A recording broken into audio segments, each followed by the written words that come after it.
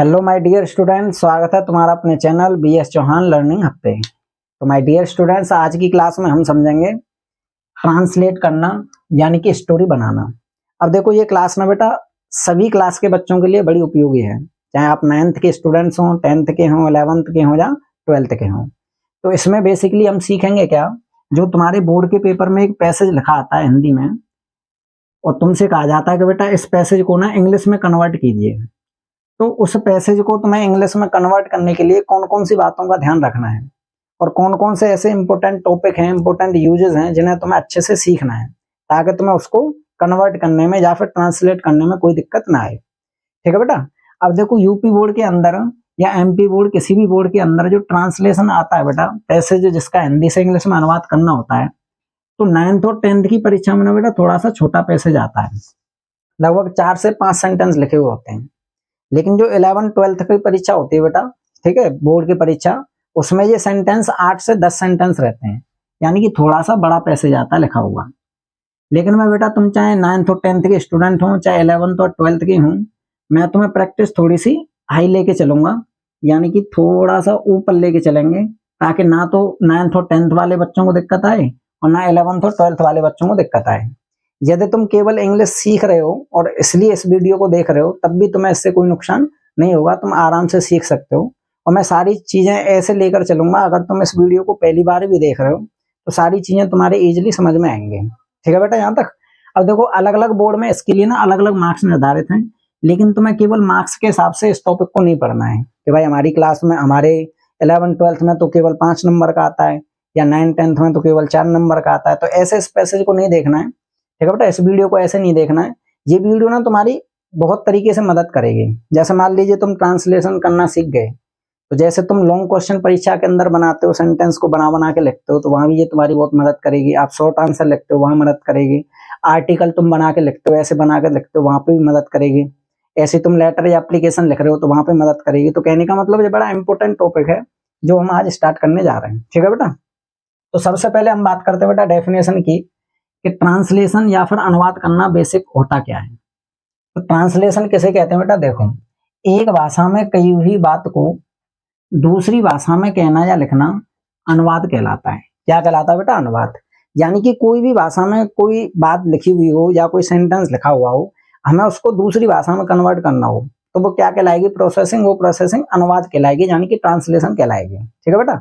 जैसे तुम हिंदी से इंग्लिश में अनुवाद कर रहे हो, तो इसका मतलब हिंदी से इंग्लिश में ट्रांसलेशन कर रहे हो, यानी कि अनुवाद कर रहे हो। ऐसे ही संस्कृत में भी तुम्हारे में आता है हिंदी में कि निम्नलिखित वाक्यों का संस्कृत में अनुवाद कीजिए।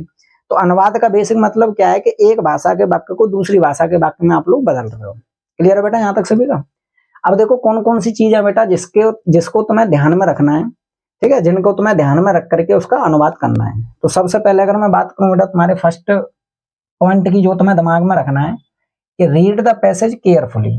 यानी कि जो भी तुम्हारा पैसेज है जिसको तुम्हें हिंदी से इंग्लिश में अनुवाद करना है, उसे तुम्हें केयरफुली रीड करना है, यानी कि सावधानी से पढ़ना है, अच्छे तरीके से। बिल्कुल भी जल्दबाजी या हड़बड़ाहट नहीं करनी है, उसको बड़े ध्यान से पढ़ना है। एंड ट्राई टू अंडरस्टैंड, और समझने की बेटा कोशिश करनी है इट्स सेंस और मीनिंग, यानी कि उसके भाव को। तो पहले तुम्हें पैसेज को पढ़ के ये देखना है कि ये बात प्रेजेंट की चल रही है कि पास्ट की चल रही है, ये जो पैसेज है किसके बारे में बात कर रहा है, ठीक है, इसमें सब्जेक्ट कौन है, किसके इर्द गिर्द ये पूरा सेंटेंस घूम रहा है। तो इससे तुम्हें क्या होगा, ट्रांसलेशन करते समय बहुत ज्यादा मदद मिलेगी। ठीक है बेटा। तो पहली बात तुम्हें क्या दिमाग में रखनी है कि पूरे पैसेज को पढ़ना है केयरफुली और उसके मीनिंग को समझने की कोशिश करनी है। फिर दूसरी बात हम कहें बेटा, do not change it's form और स्ट्रक्चर। अब देखो बेटा, इसका मतलब ये है, मान लीजिए एक सेंटेंस अफर्मेटिव फॉर्म में लिखा हुआ है और तुमसे कहा बेटा इसको ट्रांसलेशन करना है, तुम्हें इसका ट्रांसलेट करना है। तो ऐसा मत करना कि अफर्मेटिव को तुमने नेगेटिव में चेंज कर दिया अपनी तरफ से, नेगेटिव का इंटरोगेटिव बना दिया। तो ये सब नहीं करना है, यानी कि जो जिस फॉर्म में लिखा होगा उसी फॉर्म में तुम्हें क्या करना है, अनुवाद करना है। क्लियर बेटा यहाँ तक? तो इसका बेसिक मतलब ये है कि do not change it's form और स्ट्रक्चर, यानी कि उसकी फॉर्म या स्ट्रक्चर को तुम्हें अपनी तरफ से चेंज नहीं करना है जब तुम स्टोरी बना रहे हो या हिंदी से इंग्लिश में अनुवाद कर रहे हो। ठीक है बेटा यहाँ तक? अब देखते हैं बेटा, यहाँ पर तीसरी जो बात है तुम्हें कौन सी दिमाग में रखनी है, बेसिक नॉलेज ऑफ टेंस। अब देखो, मान लीजिए तुम स्टोरी बना रहे हो, तो स्टोरी बनाने से पहले तुम्हें जितने भी टेंस होते हैं बेटा, उनकी बेसिक नॉलेज तो कम से कम होनी ही चाहिए। ऐसा मत करना कि तुमसे दिस दैट आता नहीं है, प्रेजेंट इंडेफिनिट क्या होता है तुमको पता नहीं है, फ्यूचर इंडेफिनिट में विल कब आता है, शैल कब आता है पता नहीं है, और सीधे स्टोरी देखने के लिए बैठ गए और सीधी सीधी फिर तुम कहें सर स्टोरी नहीं हो पा रही है। तो कहने का मतलब ये बेटा जो टेंस होते हैं उनकी बेसिक नॉलेज तुम्हें होनी चाहिए। अगर तुमने पढ़ रखे हैं बहुत अच्छी बात है बेटा, अगर नहीं पढ़ रखे हैं तो उनका एक बार रिवीजन कर लें। ठीक है बेटा, यहाँ तक हालांकि हमारी एक छोटी सी सीरीज चली हुई है, ठीक है, टेंस समझाने के लिए बिल्कुल बेसिक से दिस दैट से। तो this that these those as are an जो छोटे छोटे बच्चे सीखते हैं, तो वहां से भी तुम अपने टेंसों का क्या कर सकते हो बेटा, रिवीजन कर सकते हो। बाकी अगर तुमने पहले पढ़ रखे हैं तो उनको तुम रिवाइज कर सकते हो अपने हिसाब से। अब हम बात करते हैं बेटा नेक्स्ट टॉपिक की, या फिर ऐसे कह लीजिए नेक्स्ट पॉइंट की। इसमें क्या लिखा हुआ बेटा, इंक्रीज योर वोकेबुलरी। अब देखो वोकेबुलरी को तुम्हें जहां से मिले वहां से क्या करना है बेटा, इंक्रीज करना है। ठीक है बेटा, वोकेबुलरी जितनी तुम्हारी स्ट्रांग होगी, हिंदी से इंग्लिश करो या इंग्लिश से हिंदी करो, उसमें तुम्हें उतनी ज्यादा क्या होती है, आसानी होती है। क्लियर है बेटा यहाँ तक? तो नेक्स्ट क्या है, तुम अपनी वोकेबुलरी को कंटिन्यू क्या करते रहना बेटा, बढ़ाते रहना है। अब हम देखते हैं बेटा नेक्स्ट पॉइंट की, कि don't afraid of long sentences and Hindi words. अब देखो ज्यादातर बच्चे यहीं पे गलती कर लेते हैं। अगर एक सेंटेंस लंबा सा दे दिया और उसको तुम अगर कोशिश करें तो बना सकते हो, लेकिन बच्चे पहले ही क्या हो जाते हैं बेटा, भयभीत हो जाते हैं, यानी कि अफ्रेड हो जाते हैं। तो तुम्हें ये सब नहीं करना है, पहले पैसेज को ध्यान से पढ़ना है, फिर उसको समझना है। ठीक है बेटा, समझने के बाद तुम्हें क्या करना है, फिर उसका हिंदी से इंग्लिश में या इंग्लिश से हिंदी में ट्रांसलेट करने की कोशिश करनी है।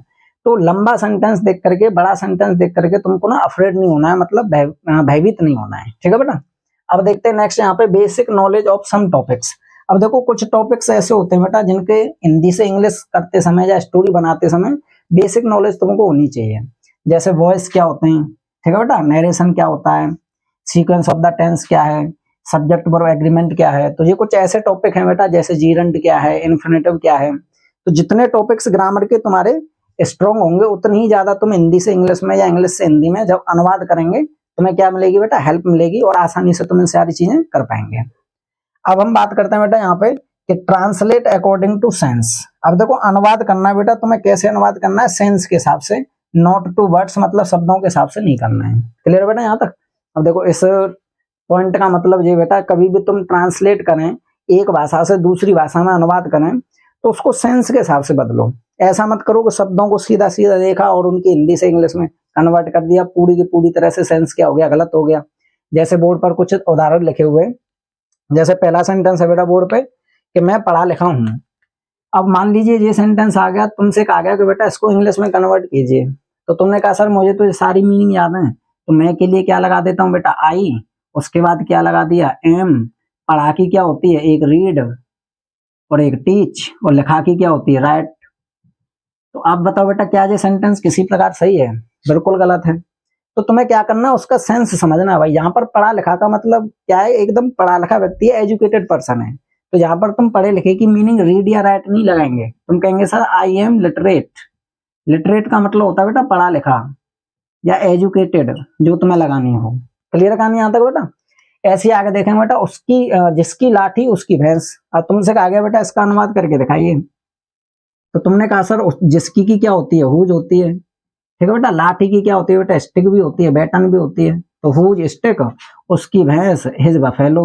और तुमने इसका क्या कर दिया, अनुवाद कर दिया, जो कि पूरी तरीके से क्या बेटा, गलत है। तो यहाँ पर जिसकी लाठी उसकी भैंस का मतलब है कि जिस व्यक्ति के पास पावर होती है बेटा, विजय या जीत उसी की होती है। ठीक है बेटा, तो यहाँ पर इसका मतलब क्या होता है, मैट इज राइट। ये एक फ्रेज होती है कि शक्तिशाली की ही विजय होती है, मैट इज राइट, यानी कि जिसके पास बेटा पावर है ना, मैट है, शक्ति है, वही सही है।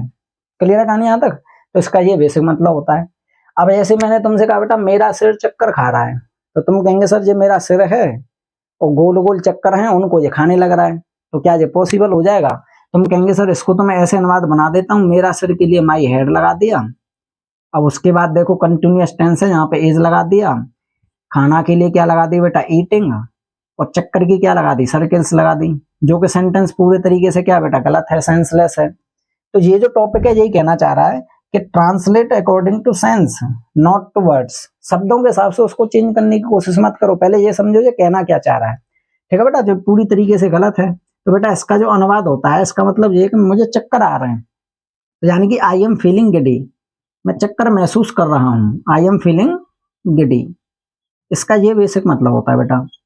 ऐसे यहाँ पर मैंने कहा बेटा मेरे यहाँ कुत्ता था, तो तुमने कहा सर मेरे की माई, यहाँ की here, was a dog, my here was a dog, जो बिल्कुल गलत है। जबकि ये जो सेंटेंस है बेटा किसका प्रयोग है, हैज अ वर्ड का प्रयोग है। मेरे यहाँ एक कुत्ता था, इसका बेसिक मतलब होता है आई हैड ए डॉग। क्या होता है बेटा इसका मतलब, आई हैड ए डॉग होता है, आई हैड ए डॉग।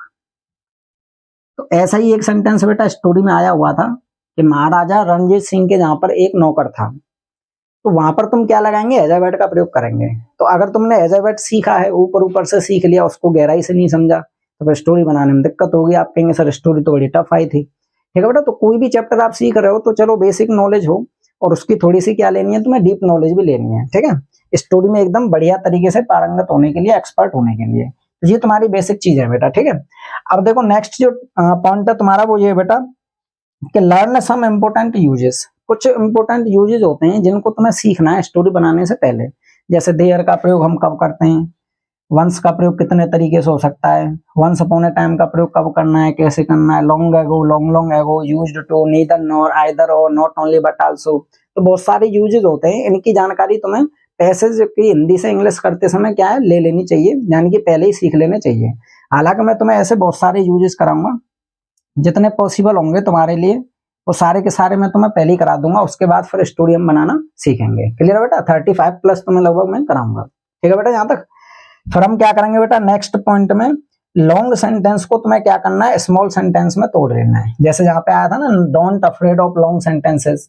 ठीक है, हिंदी वर्ड्स, कुछ हिंदी शब्दों से या लंबे लंबे सेंटेंसों से तुम्हें घबराना नहीं है। तुम्हें क्या करना है, उसमें उसको ना छोटे छोटे सेंटेंस में, क्लॉज या फ्रेज में तोड़ लेना है उसको। फिर उसमें ये कोशिश करनी है कि इसमें सब्जेक्ट क्या है, वर्ब क्या है, ऑब्जेक्ट क्या है, अदर वर्ड क्या है, उसमें ये सब ढूंढने की कोशिश करनी है। फिर उसका क्या करना है बेटा, ट्रांसलेशन करना है। क्लियर है कहानी यहाँ तक। अब देखो नेक्स्ट जो टॉपिक है बेटा, नेक्स्ट जो पॉइंट है वो ये है बेटा कि प्रैक्टिस, प्रैक्टिस एंड प्रैक्टिस। अब देखो बेटा, जितनी ज्यादा तुम प्रैक्टिस करेंगे तुम उतनी ज्यादा क्या होते जाएंगे, एक्सपर्ट होते जाएंगे। और जो तुम्हें अनुवाद करना है किसी भी पैसेज का, तुम उसको इजीली सीख पाओगे। क्लियर बेटा कहानी यहाँ तक। तो ये कुछ बेसिक सी चीज है जिन्हें तुम चाहें तो आराम से नोट कर सकते हो, वीडियो पॉज करके, या फिर इसका स्क्रीनशॉट ले सकते हो। आज हम जो शुरुआत करेंगे वो कहाँ से करेंगे बेटा, सम इम्पोर्टेंट यूजेस से करेंगे। तो सबसे पहले मैं तुम्हें बहुत सारे यूजेस कराऊंगा जो स्टोरीज में अक्सर इस्तेमाल होते हैं। और जब मैं तुम्हें हिंदी से इंग्लिश ट्रांसलेट करना सिखा रहा हूँ तो वहां मैं तुम्हें साथ ही साथ बताता चलूंगा कि ये बेटा ये टेंस है, इस टेंस की ये पहचान होती है, जहां पर ये हेल्पिंग वर्ब होती है। तो उससे तुम्हारा साथ ही साथ क्या होता रहेगा, रिवीजन भी होता रहेगा। क्लियर है बेटा, चलो पहले आप इसको नोट डाउन कर लो।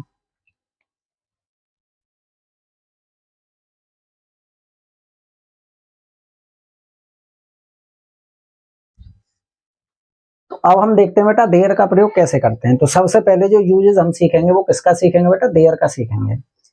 और पूरी इंग्लिश ग्रामर में बेटा सबसे ज्यादा जो ध्यान देना होता है हमें, किसके प्रयोग पर देना होता है, देयर का। क्योंकि ये बेटा ऐसा प्रयोग है जहां पर सबसे ज्यादा गलतियां करते हैं बच्चे यूज करते समय। कई बार उन्हें पता ही नहीं होता है कि भाई अच्छा इस सेंटेंस में देयर का प्रयोग होगा, तो इसको बड़े ध्यान से समझना। और मैं तुम्हें इसके लिए एक प्यारा सा कंसेप्ट बताऊंगा जो तुम्हारे इजिली और आसानी से समझ में आ जाएगा। ठीक है बेटा, तो देखो बेटा देयर का प्रयोग कैसे करते हैं भाई। तो सबसे पहले तो ये याद रखना बेटा कि देयर का प्रयोग हम पूरी इंग्लिश ग्रामर के अंदर ना दो तरीके से करते हैं। कितने तरीके से करते हैं बेटा, दो तरीके से। तो सबसे पहले इसका प्रयोग होता है इंडिकेटिंग एग्जिस्टेंस, यानी कि अस्तित्व की तरफ संकेत करने के लिए या पता लगाने के लिए कि कोई चीज वहां पर थी, रहती थी या रहती है या रहेगी। यानी कि प्रेजेंट, पास्ट, फ्यूचर तीनों टेंसों में अफर्मेटिव, नेगेटिव, इंटरोगेटिव किसी भी तरह के सेंटेंस के अंदर इसका प्रयोग कर सकते हो। केवल ये क्या दर्शाएगा, वहां पे एग्जिस्टेंस बताएगा, यानी कि कोई चीज कहीं पर है, थी या होगी। दूसरा जो इसका प्रयोग होता है बेटा इंडिकेटिंग प्लेस, ये बेसिक सा केवल क्या दर्शाता है, एक जगह को बताएगा कि कोई व्यक्ति वहां पर है, वहां खड़ा हुआ है, कोई भी एक्शन चल रहा है।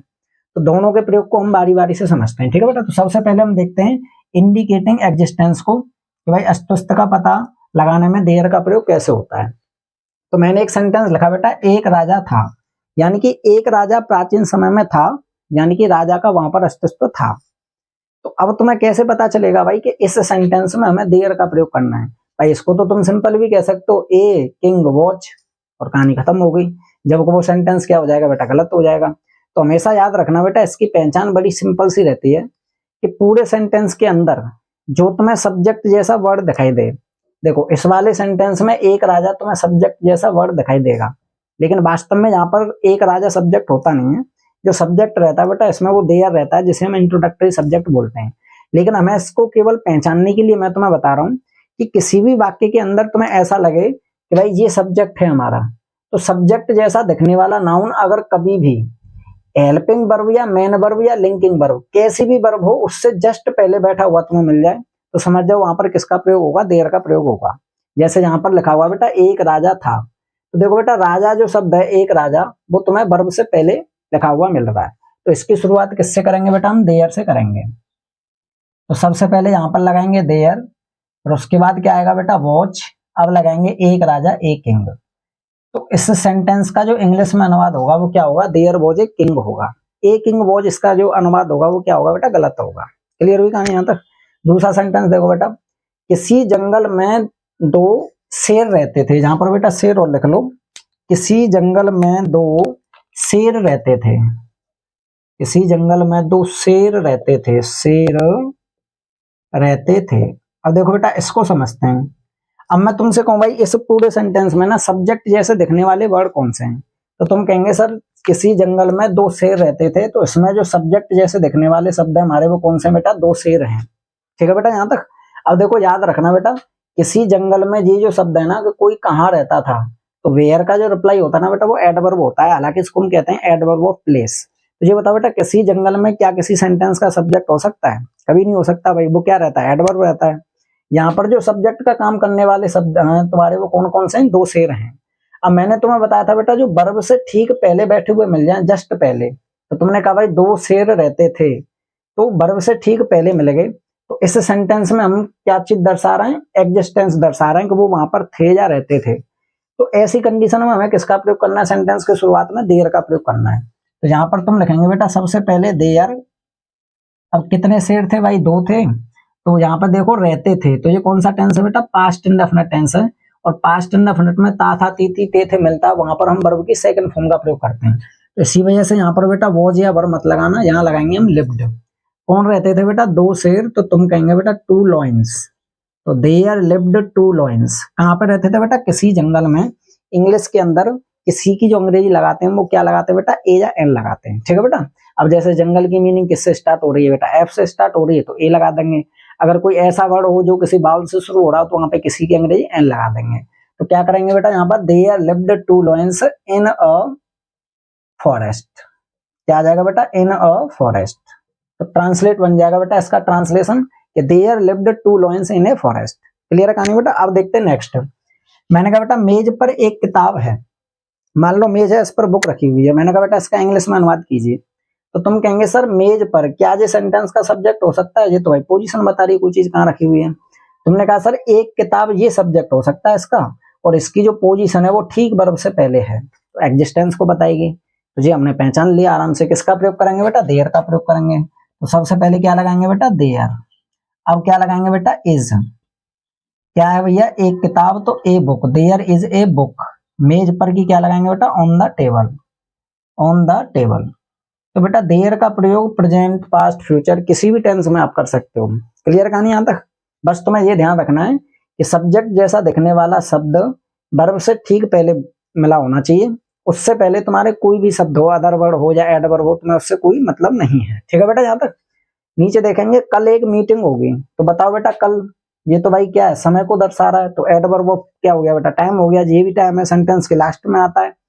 तो तुमने कहा भाई एक मीटिंग होगी, ये क्या है, एक मीटिंग तुम्हारा सब्जेक्ट जैसा दिखने वाला नाउन है, और होगी तुम्हारा बेटा फ्यूचर वर्ब के लिए क्या है, फ्यूचर टेंस के लिए क्या है, वर्ब है, तो इसकी पोजीशन इससे जस्ट पहले है। तो इसी वजह से हम किसका प्रयोग करेंगे बेटा यहाँ पे, देयर का।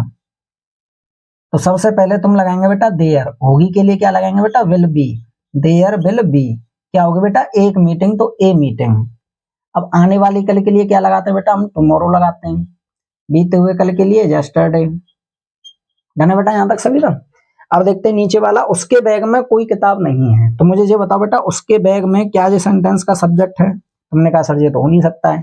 तुमने कहा सर सब्जेक्ट का काम करेगा कोई किताब। अब देखो नहीं को अगर तुम थोड़ी देर के लिए हटाएंगे तो यहाँ पे क्या मिल रहा है बेटा, है। तो इसकी जो पोजीशन है ना जस्ट किससे पहले मिल रही है से।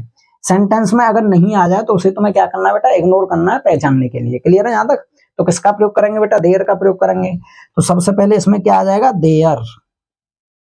उसके बाद क्या लगाएंगे बेटा, इज। अब देखो बेटा कोई किताब नहीं, तो कोई और नहीं की हम क्या लगाते हैं बेटा, नो लगाते हैं। नो का मतलब क्या होता है, कोई नहीं। ठीक है बेटा। किताब के लिए क्या लगाएंगे, बुक। तो देयर इज नो बुक, उसके बैग में, तो in his bag, in his bag, उसके बैग में कोई किताब नहीं है। समझ आ रहा है बेटा यहाँ तक। अब देखते हैं नेक्स्ट सेंटेंस। क्या तुम्हारे घर के पास एक लाइब्रेरी है। ठीक है बेटा, थोड़ी देर के लिए इसे आप ढक सकते हो, पहचानो। तुम्हारे घर के पास एक लाइब्रेरी है। तो ये बताओ, तुम्हारे घर के पास, क्या ये सेंटेंस में सब्जेक्ट होगा? तुमने कहा सर नहीं होगा।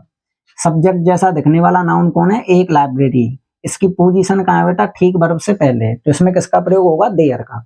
अब देखो सेंटेंस ना तुम्हारा इंटेरोगेटिव है, तो पहले हेल्पिंग वर्ब या लिंकिंग वर्ब लगाएंगे, फिर उसके बाद क्या लगाएंगे, देयर लगाएंगे। तो यहाँ पर तुम्हें क्या करना है बेटा, सबसे पहले इसका प्रयोग करना है, फिर उसके बाद हम क्या लगाएंगे, देयर। तो इज देयर।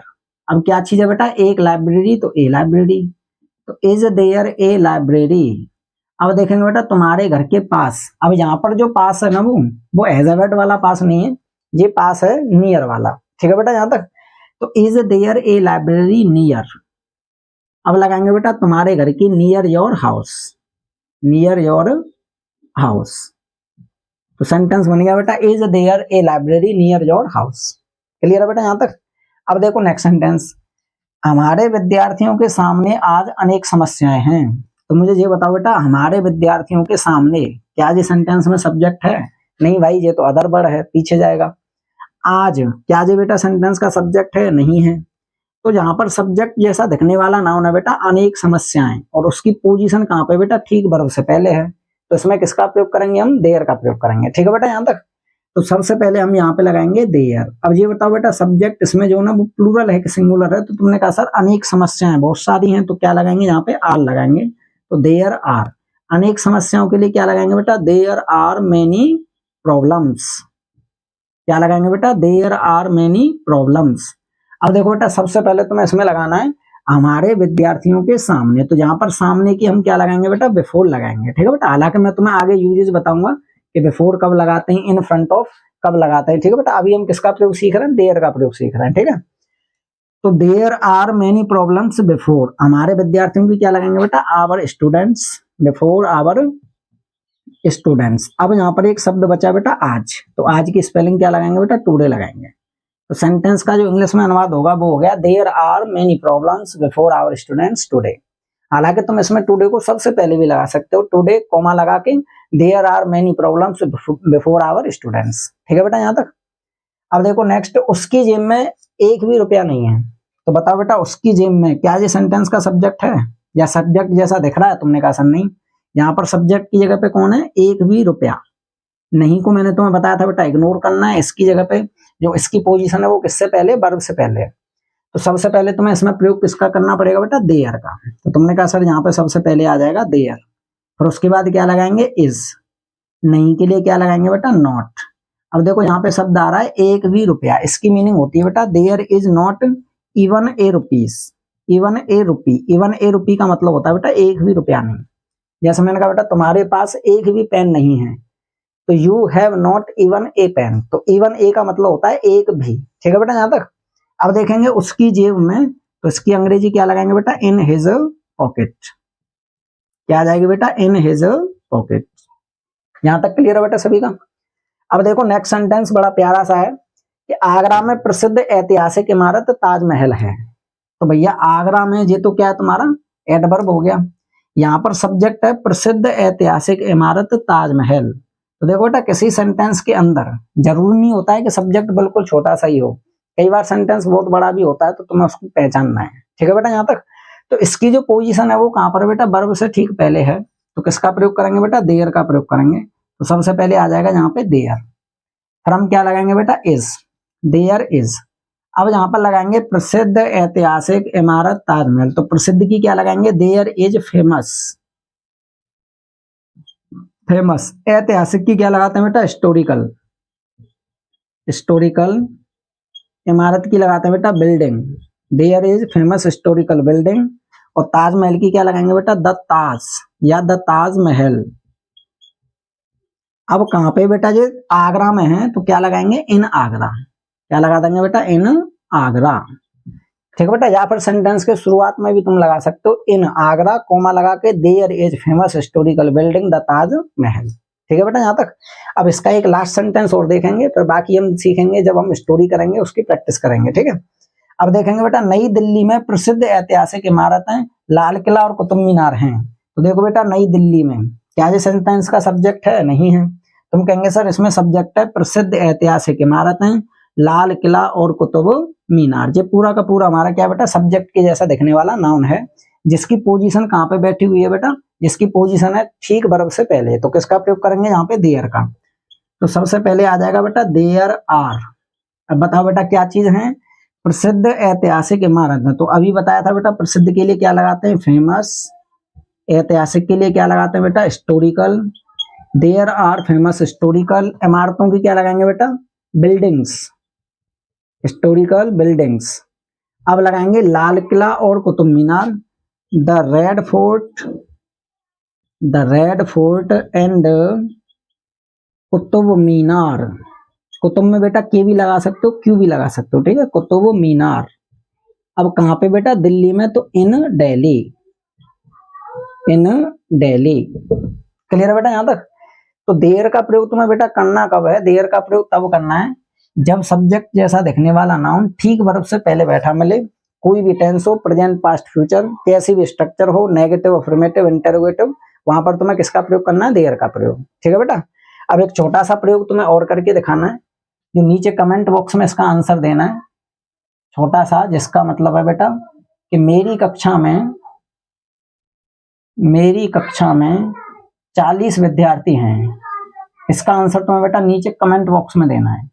मेरी कक्षा में 40 विद्यार्थी हैं। क्लियर बेटा यहाँ तक। तो देखते बेटा कितने बच्चों के ये समझ में आया, कितनों के नहीं आया। डन है यहाँ तक। तो यूज ऑफ देयर में सबसे पहले हमने सीखा इंडिकेटिंग एग्जिस्टेंस, यानी कि ये अस्तित्व को बताने वाले सारे सेंटेंस हैं, और उनका प्रयोग भी मैंने तुम्हें बता दिया, पहचान भी तुम्हें बता दिया। दूसरा बेटा देयर का प्रयोग होता है प्लेस दर्शाने के लिए, सिंपल सा। जैसे मैंने तुमसे कहा बेटा मैं तुमसे वहां मिलूंगा, तो ये जगह को निर्धारित करेगा। क्या तुम वहां जा सकते हो? बिल्कुल जगह को बताएगा। वो वहां खड़ी हुई है। तो जब ये प्लेस को इंडिकेट करता है तो इसकी पोजीशन आती है सेंटेंस के लास्ट में, शुरुआत में नहीं लगते इसको हम। जैसे मैंने तुमसे कहा बेटा मैं तुमसे वहां मिलूंगा, तो सबसे पहले आई, मिलूंगा कौन सा टेंस है बेटा? फ्यूचर टेंस है, जिसमें आई के साथ सेल भी लगा सकते हो, विल भी लगा सकते हो। ठीक है बेटा। जब तुम्हें थोड़ी सी दृढ़ता दिखानी हो तो विल लगा दो, सिंपल बोलना हो तो सेल लगा दो। तो मैंने कहा चलो बेटा दृढ़ता दिखा देते हैं, तो आई विल मीट, तुमसे की क्या लगाएंगे बेटा? You. I will meet you. कहां पे बेटा? वहां मिलूंगा, there. I will meet you there. ठीक है बेटा। क्या तुम वहां जा सकते हो? तो सबसे पहले क्या आ गया भाई? तो सकना के लिए क्या लगाते हैं बेटा? कैन लगाते हैं। अब तुम के लिए क्या लगाएंगे? यू। जाना की फर्स्ट फॉर्म क्या होती है बेटा? गो। और वहां की क्या लगाएंगे बेटा? देयर। तो सेंटेंस बन जाएगा कैन यू गो देयर, क्या तुम वहां जा सकते हो। नेक्स्ट सेंटेंस है बेटा वह वहां खड़ी हुई है, तो सबसे पहले क्या लगाएंगे? वो की अंग्रेजी सी। सेकंड पे हम क्या लगाएंगे बेटा? इज। खड़ी हुई है, इसकी क्या लगाएंगे बेटा? स्टैंडिंग। She is standing. और वहां की मीनिंग क्या लगाएंगे बेटा? देयर लगा देंगे। तो जब सेंटेंस का प्रयोग देयर का प्रयोग सेंटेंस के लास्ट में हो तो इसका हिंदी में अर्थ होता है वहां, और सेंटेंस के अंदर देयर का प्रयोग शुरुआत में आ जाए तो इसका वहां पर कोई अर्थ नहीं होता है। ठीक है बेटा। कई बार मैं हिंदी में जब अर्थ करा रहा होता हूँ बच्चों को, तो शुरुआत में देयर आ जाता है, तो बड़े बड़े बच्चे तो समझ लेते हैं, लेकिन छोटे बच्चे पूछते हैं 6, 7, 8 के सर यहाँ पे देयर आ गया तो इसका अर्थ वहां क्यों नहीं लगाया? तो उन्हें समझाने में फिर क्या होती है? प्रॉब्लम होती है। ठीक है बेटा। फिर उनको बड़े प्यार से समझाना पड़ता है कि बेटा देयर कभी भी पहले आ जाए तो इसका अर्थ वहां नहीं लगाते, सेंटेंस के लास्ट में आ जाए तो वहां पर इसका अर्थ वहां होता है। ठीक है बेटा यहाँ तक। तो आज की इस वीडियो में हमने देखा बेटा देयर का प्रयोग। नेक्स्ट वीडियो में हम समझेंगे वंस की कितने तरह से प्रयोग कर सकते हैं। ठीक है बेटा। और इसी तरह से हम धीरे धीरे हर वीडियो में यूजेस को सीखेंगे, और फिर उसके बाद हम अपनी स्टोरी यानी कि पैसेज हिंदी से इंग्लिश में करना स्टार्ट करेंगे। तो आज की वीडियो में इतना ही, बाकी देखेंगे नेक्स्ट वीडियो में। तब तक के लिए बाय।